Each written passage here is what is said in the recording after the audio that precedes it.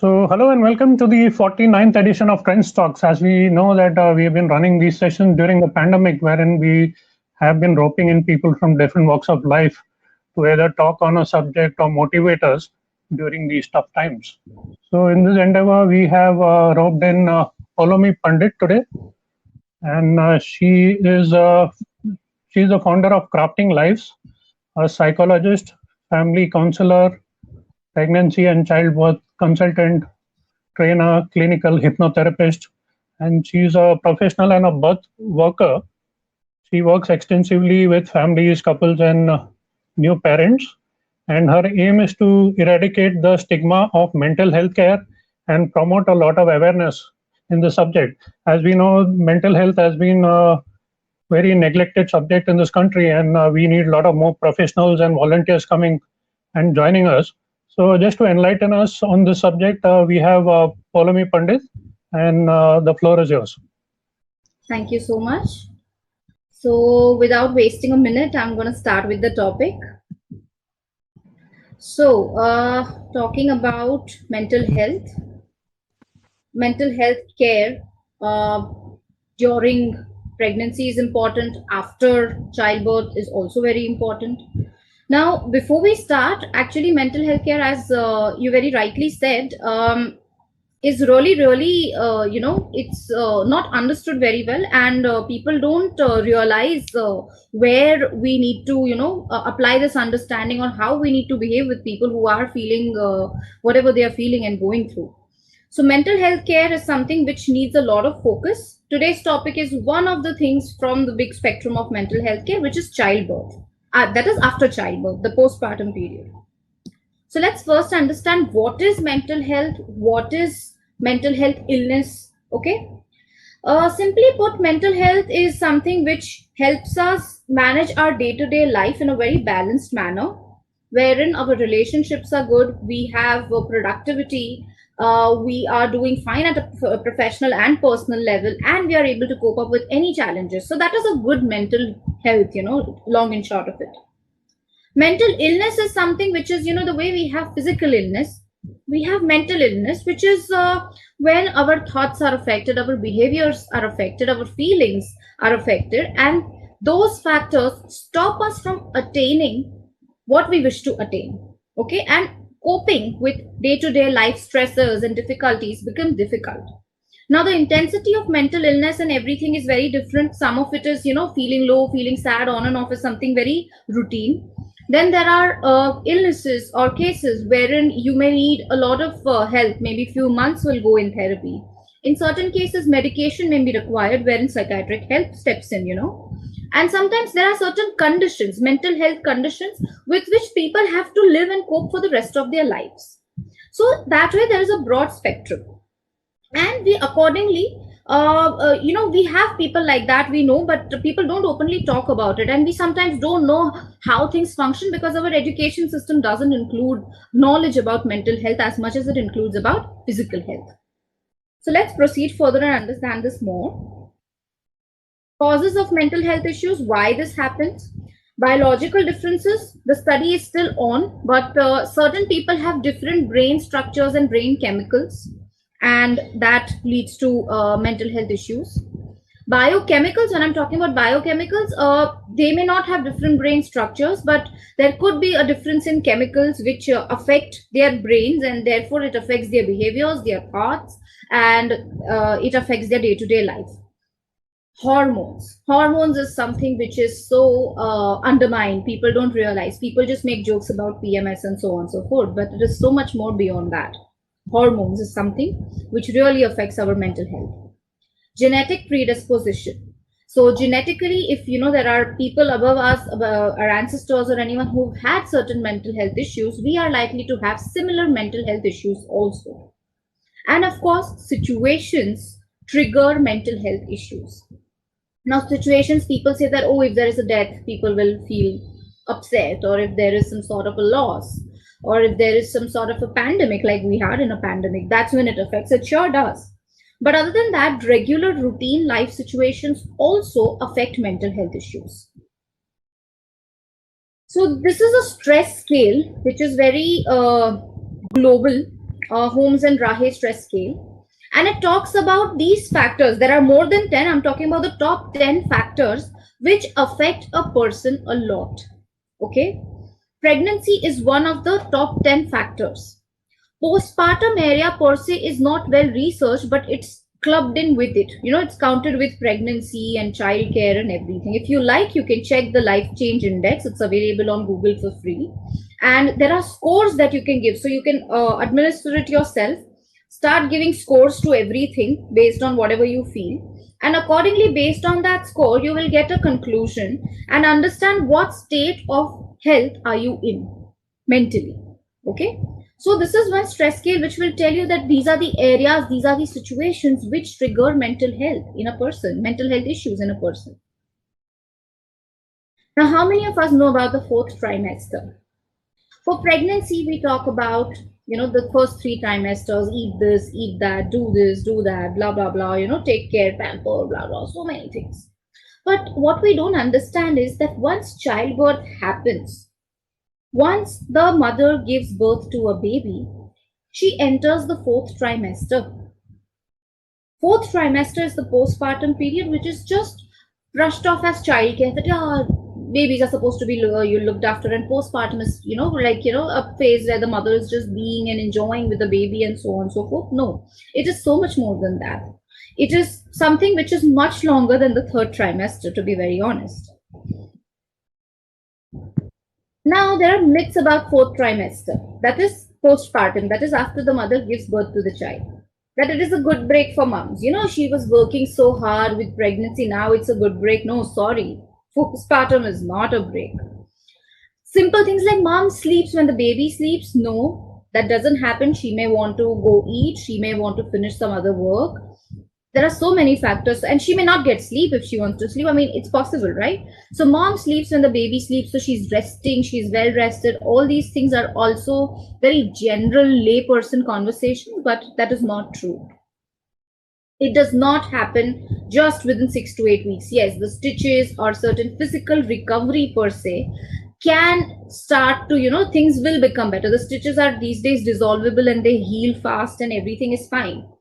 But it is not just the stitches which needs recovery. The whole body has gone through a huge change. A life was given, a life was brought in the world. A baby was brought in the world. The mother's body has gone through a lot of changes. Emotionally, mentally also, she's gone through a lot. So it is not just about 6 to 8 weeks of recovery. It is way beyond that. In fact, for stitches also, people say 6 to 8 weeks of recovery. Yes, the dissolvable stitches and all are just fine, but you will feel the stitches even later after 3 to 4 months. So think about that. It is not just 6 to 8 weeks. Women do not bounce back instantly. That's a huge myth that, ho gaya hai, now that's it. People will just come in and it will all be fine. No, it takes a while to bounce back. Rather, it's better to go slow. Okay. Weight, there is so much of an issue and hoo-ha about weight that, oh my God, the weight will go and you feed and you do this and you do that. Then there are many other religious restrictions or superstitions and dietary restrictions and all.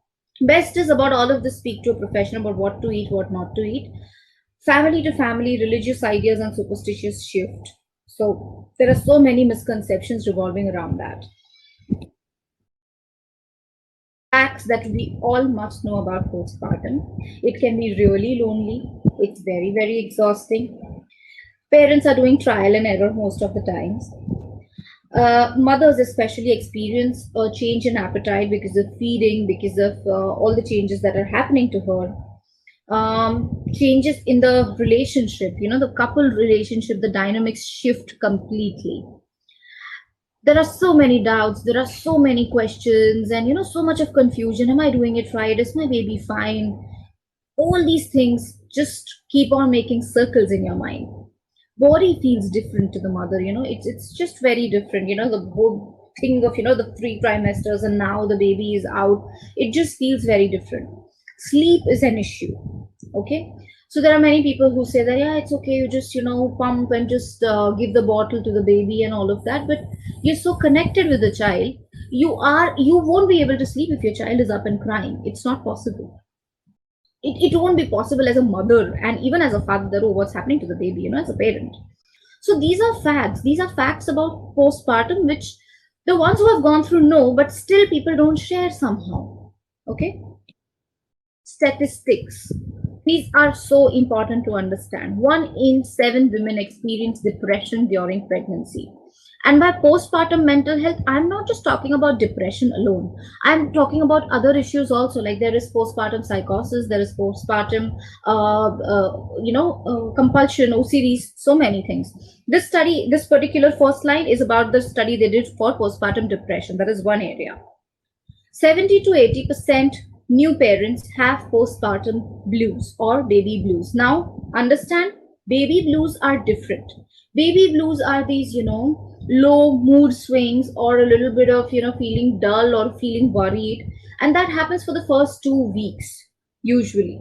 That happens to 70 to 80% of mothers and maybe up to 10% of the fathers. So roughly 70 to 80% of, new parents who go through postpartum blues.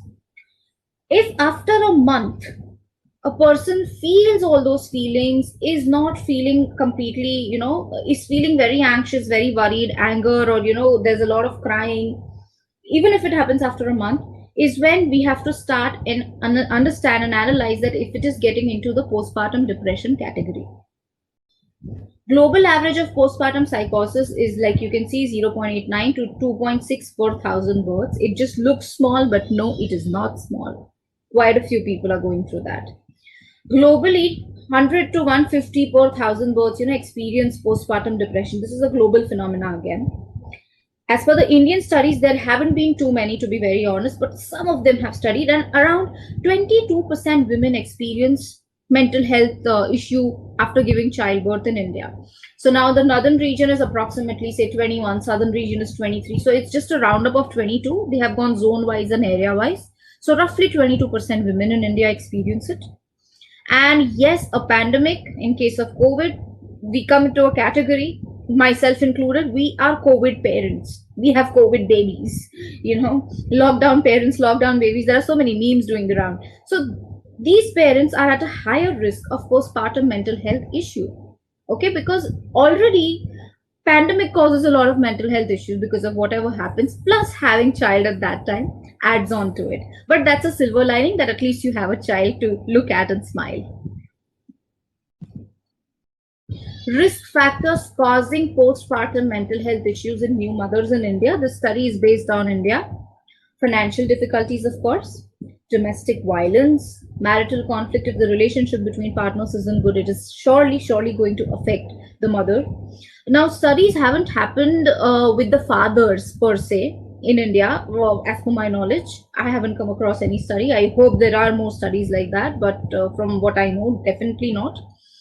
Most of the risk factors include, these things like history of psychiatric illness also in the mother. So if somebody who's been mentally unhappy or has had a mental health condition before pregnancy, that person is likely to feel so after childbirth also, and even sometimes during pregnancy.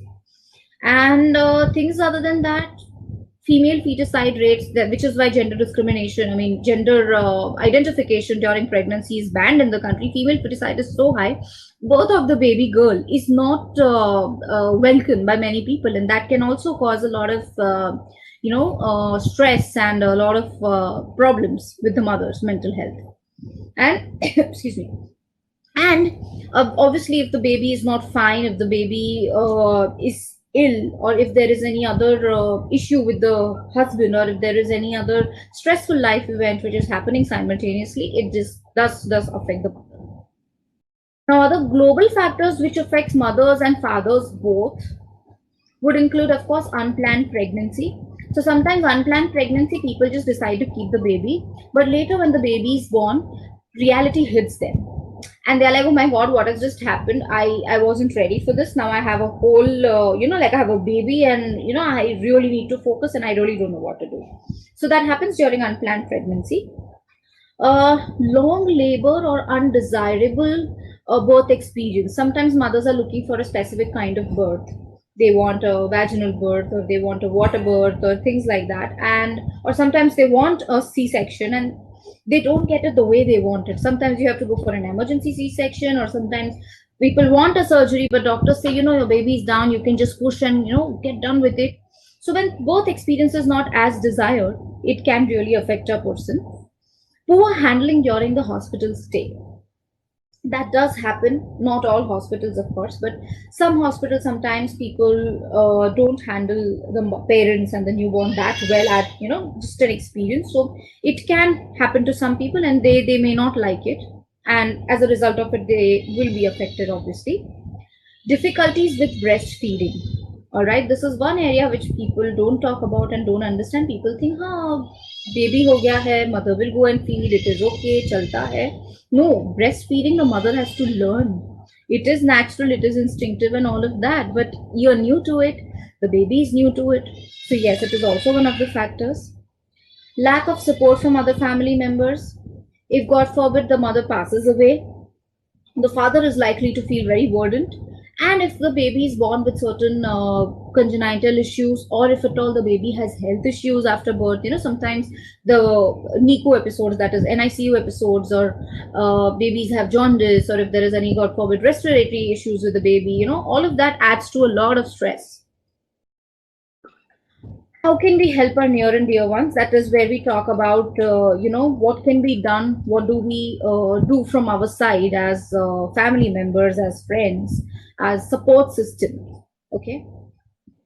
Now, this is very, very crucial for everybody to understand.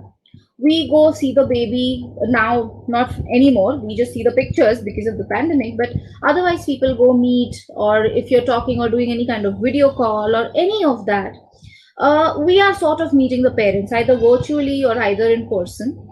And at that point of time, it is so crucial to, be very careful about to watch what you say. It's so important, because your words may just strike the wrong chords, and it may just affect the person, and that is not fair, right? So from our side, to prevent, now I'm not saying that what you say will cause a mental health issue, or what you say will prevent or will cure the mental health issue. No, I'm not saying that.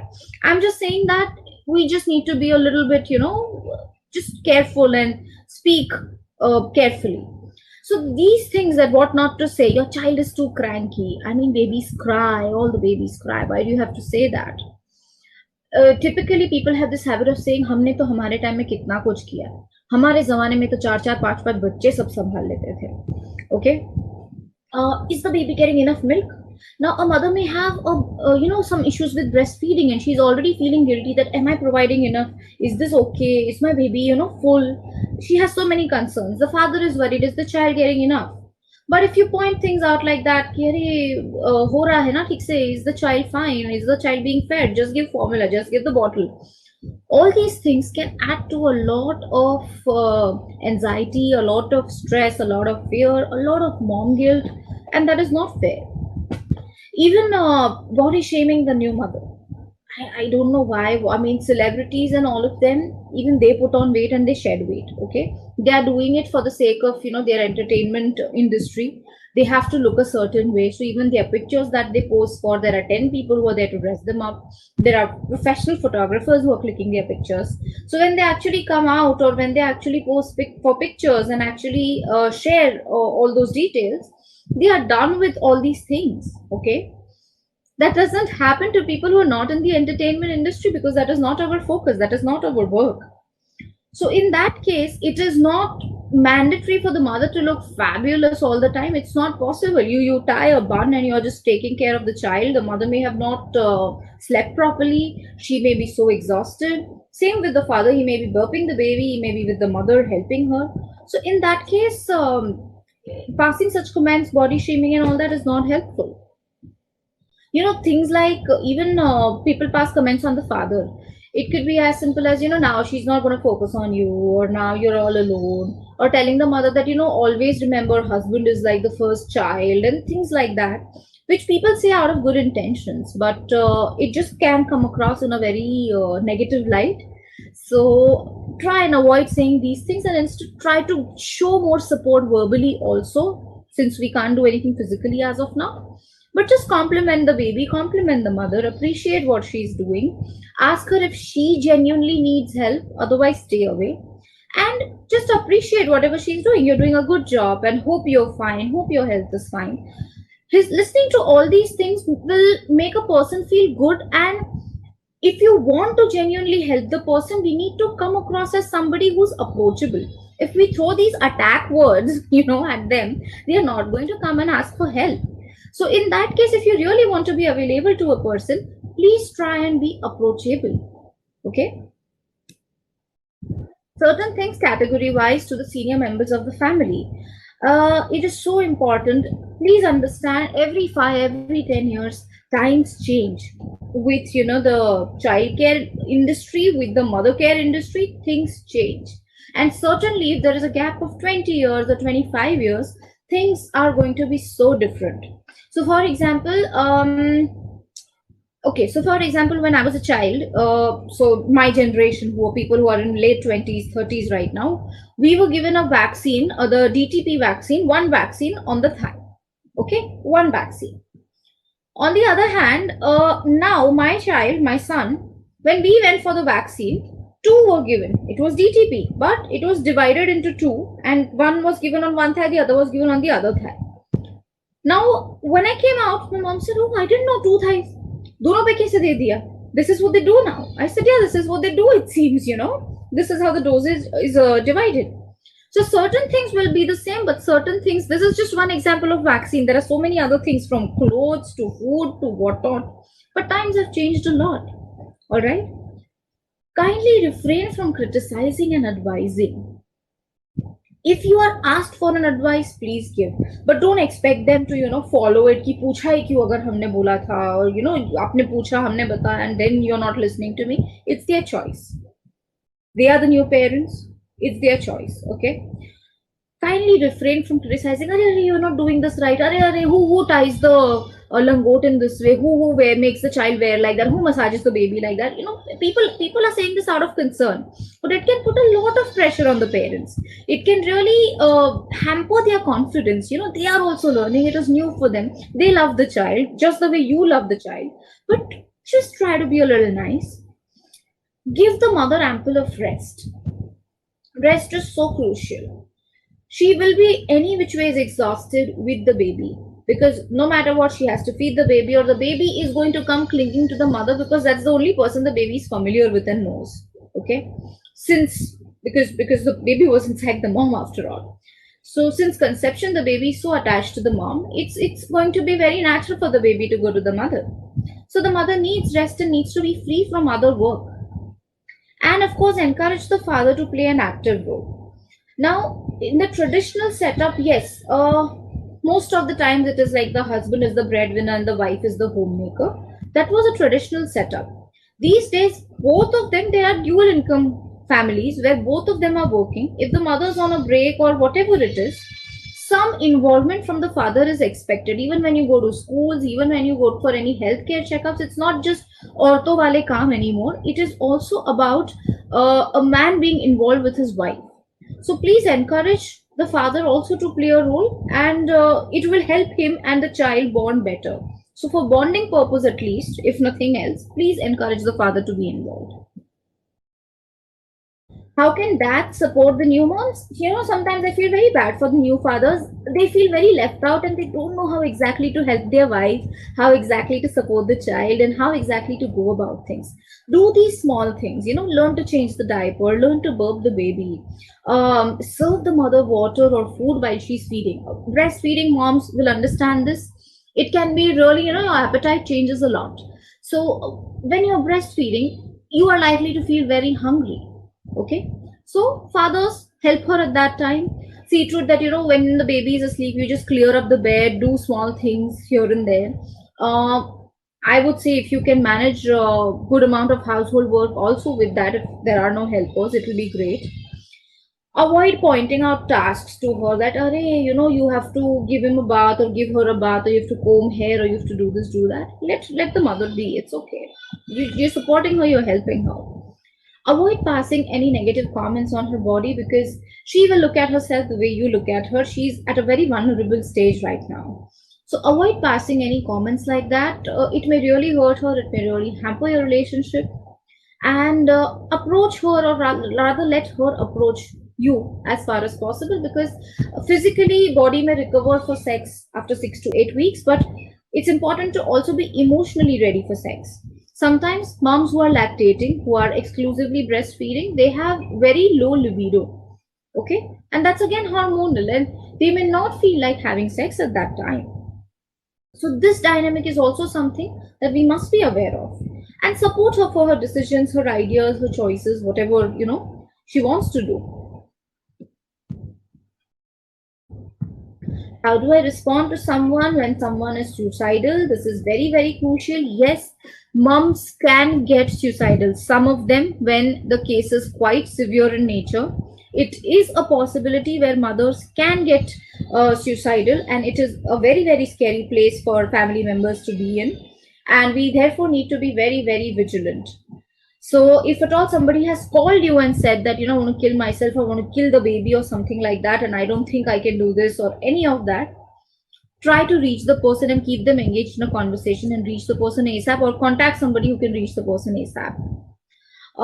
Keep harmful objects away from them and do not leave that person with the baby. That is very, very important. Don't leave the person with the baby. There have been cases where, sadly, mothers, because they were mentally not fit and fine postpartum, they happen to harm the baby. Okay, so please do not leave the mother alone. Now, harm need not always mean choke the baby or something like that. No, it could simply be a whack, or it could just be like holding the baby very tightly, or something which can do damage to the child. It's a very small, fragile human being, so please don't leave them alone with the child if this happens. Do not act very shocked. This is difficult, but do not judge them. Do not act very shocked. Offer hope that you will feel better. See to it that other family members are also aware of this situation, and ask them to be nice to the woman. Do not confront or argue, how can you scream so loudly, or how can you do this, or something like that, or how can you think of dying, you have a child to look after. Don't say such things. Just convey that you care and ask them to seek professional help ASAP. It's very, very important. Okay. What can mothers do for themselves? Continue your multivitamins, please. Take all the help you get.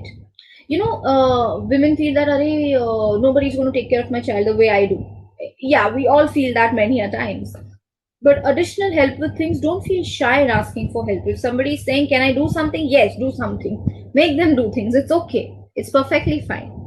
Join support groups. You'll meet people who are your type, who will be talking about similar problems. Okay? Join support groups. Talk to your near and dear ones. Monitor your thoughts and feelings. If beyond 3 months you are feeling very agitated, very angry, or you're feeling very upset, and there is too much of negative thinking, or you're getting palpitations, or there are some physical aches and pains, then please seek professional help. All right. Multivitamins are important. The way it is important during pregnancy, it's also important postpartum. So continue your multivitamins, especially calcium and iron. All right. When I'm talking about monitoring your thoughts and feelings, I can understand it's very difficult. Most of the mothers will be sleep deprived. That is, your sleep will, come in breaks. You may wake up a couple of times to feed the baby and so on and so forth. It can also be a possibility that it's just exhausting, even if you're getting sleep eventually, because sleep does get better after some months. But it can just be a little exhausting looking after the baby. And simultaneously, when I'm talking about going beyond a month, I mean, appetite changes and sleep and all of that is fine. But if beyond a month's time you feel very angry, you're crying a lot, you're getting a lot of negative thoughts, you're thinking of self harm, or you're thinking of harming the baby, or you're feeling very unlike yourself, please talk it out. It's so important that your mental health, your condition maintains itself, and you feel better. It's so important that you feel better, because it's not just for the baby, it's for your wellness too. All right. So it's very important that you look after yourself. Seek help. You're not alone. How will therapists help? Therapists are going to listen to you. They will help you come to solutions, reach solutions.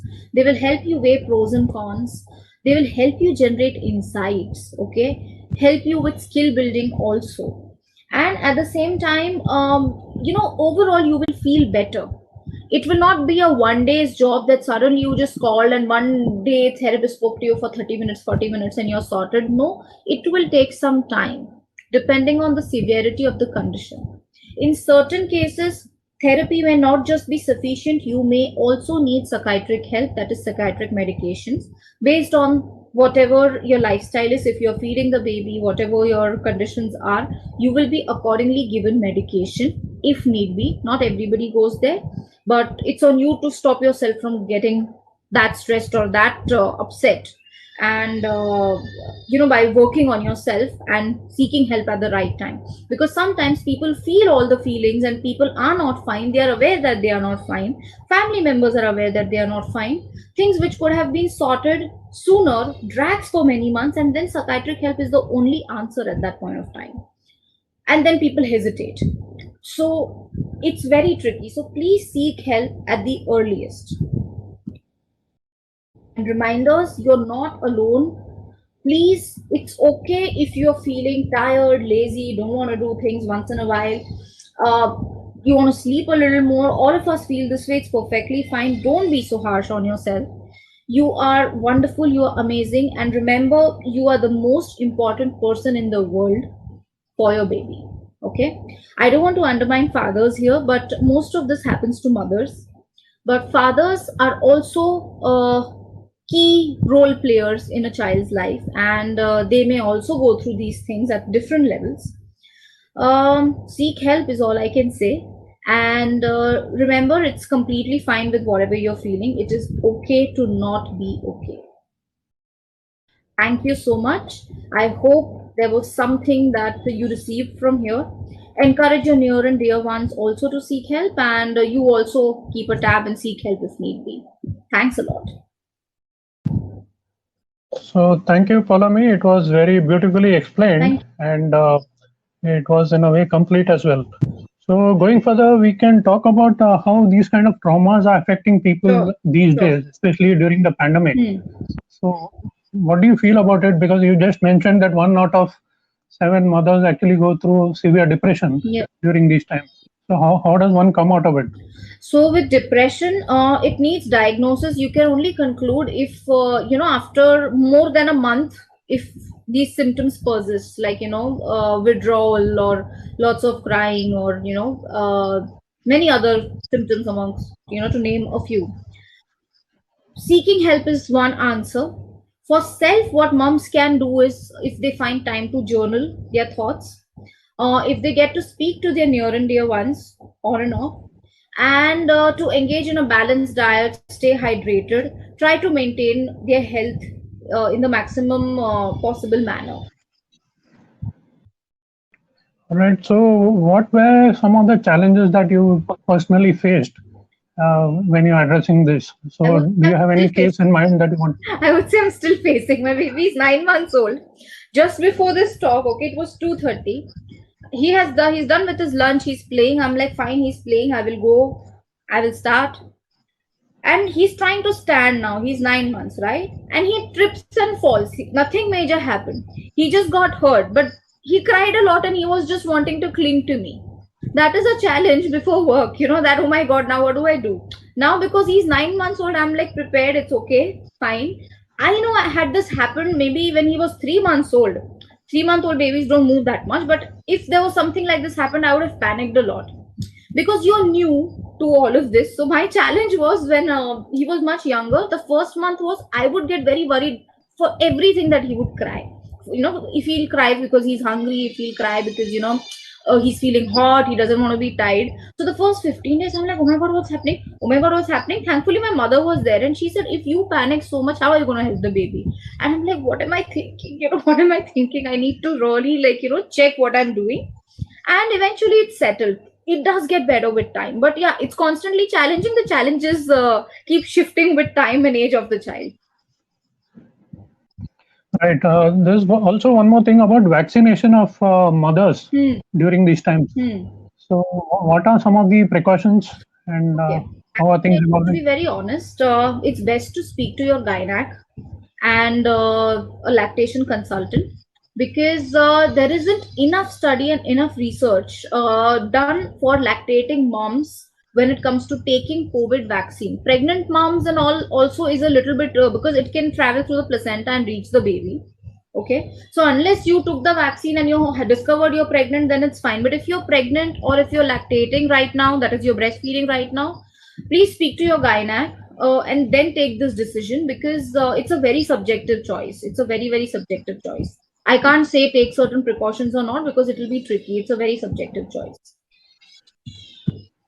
All right, and do you think there is more need of volunteers and therapists in this field with the growing demand? To be very honest, there are many therapists and there are many volunteers. It is something, awareness is something that is needed to be generated. And if awareness is generated, people will start seeking help. There are plenty. I mean, I'm really saying that there are plenty. So, what can best be done to improve the awareness? What can best be done? Now, this is a very far-fetched idea, but in the education system, the way we are talking about physical health, it needs to be included, like how mental health is affecting our lives, or what we can do for our personal mental health well-being, and so on and so forth. That needs to be included, and therefore, it's very important. Even when we go to schools and colleges, many students aren't aware of a school counselor or college counselor, even though it's mandatory for schools and colleges to have them. So if they themselves present things accordingly, if colleges normalize the whole thing of going to a counselor, and students are confident enough that they won't be mocked, and it's okay to visit a therapist, people will, the whole generation will change and will look at it differently. So it needs to start from schooling and homes and everything. It just needs to start from the very beginning. Right. So, tell us what is Crafting Lives and what are your initiatives with Sure. that? So Crafting Lives is my initiative wherein I am engaging myself with family wellness. So taking therapies for not just teens and adults, but also specifically for relationships, couples.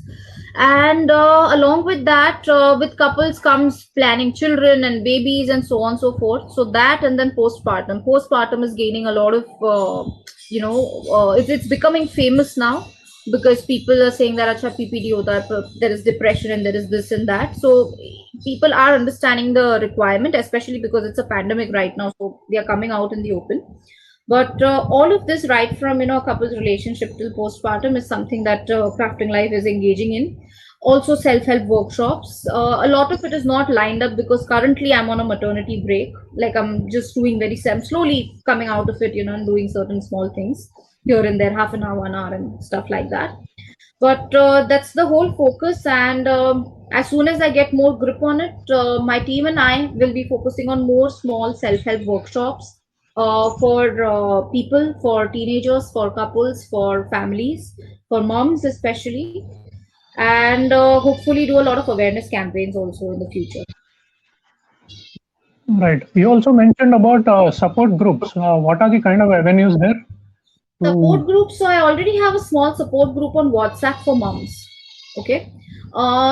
So it's specifically for mothers right now. Nothing massive has been done in terms of including the whole family and so on. It's just moms right now, wherein mothers, they solve their queries with each other. They talk to each other if they have any doubts that my child is doing this, is your child doing that, and so on and so forth. And otherwise also, if people wish to join support groups, there are plenty on Facebook and on Instagram, where you get a lot of posts and a lot of details and a lot of information. Verify it, because not everything is true, but verify it. But you will get a lot of knowledge and information and support, and most importantly, you will know that there are others like you also. That's what support groups do. All right. So, what do you think about platforms like us, Trendstocks? What role can we play in this space? A huge role in awareness, a huge role in awareness. And the more people you reach, the more knowledge and understanding will increase. Like what I said about the education system, you can do exactly that because you're doing it on an online platform, on a medium which is virtual, and I think it will do wonders if people easily access this information like that. Right. We hope that people benefit and it reaches out to many, and they actually get this awareness happening. So, any closing remarks that you have that you need to talk to our viewers about it? I'll just say whatever you plan with your life, remember it's always possible, and you may need some assistance at some point of time. There are plenty of options available. Never hesitate to seek any kind of help, and it is okay to not be okay. Please understand that. All right. Thank you for joining. I hope people benefit out of it. I hope so too. Thank you so much.